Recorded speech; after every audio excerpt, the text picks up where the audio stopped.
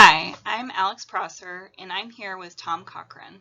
We are both second-year pediatric hematology-oncology fellows at Children's Mercy, and we will be presenting our poster that summarizes our fellowship quality improvement project. We would like to start out with acknowledgments for our co-authors, including Julia Harris and Rachel Markowski, our mentors from our QI course at Children's Mercy, and Joel Thompson, our mentor in our department.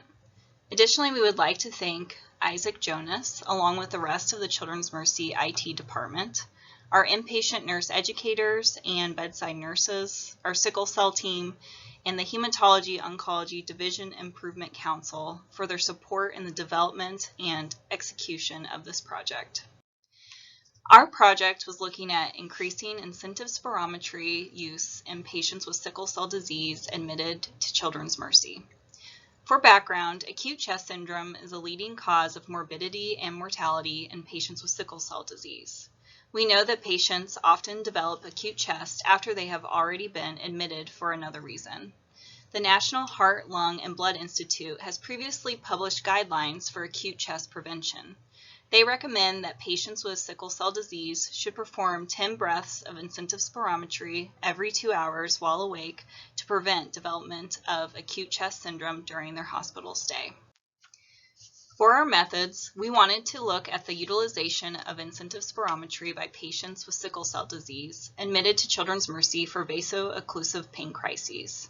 With the help of our data analyst, we collected data for all admissions between August 1st and October 31st of last year. We looked specifically at the frequency of incentive spirometry being offered and documented per hospital day, excluding days of admission and discharge. We also looked at the median hours between incentive spirometry being offered and the number of breaths obtained. For our baseline data, which will be referenced in our results section, we found that we are performing far below the NHLBI guidelines. With this data, we organized stakeholder meetings that included our mentors, sickle cell providers, nurse educators and management, and respiratory therapy. We utilized a fishbone diagram to break down all of the problems identified during these meetings and brainstorm potential interventions. We then applied the results to a pick chart, which helped us focus on an intervention with potential high impact but easier implementation. The intervention we chose was to change the wording of the incentive spirometry order to match the NHLBI guidelines. We also ensured that this order was consistent across all sickle cell pain crises power plans. This change, enacted with the help of Cerner specialists, took place on December 21st of last year. Once in place, we also began providing education to rotating residents and bedside nursing to help support this implementation of this intervention. After collecting our initial data on incentive spirometry use and comparing it against the NHLBI guidelines, we discovered that there were 0 hospital days in which we were offering incentive spirometry to patients at the recommended frequency. Knowing this, we developed an aim to have incentive spirometry offered to the patient at the recommended frequency 10% of the time after we implemented our corrective incentive spirometry order.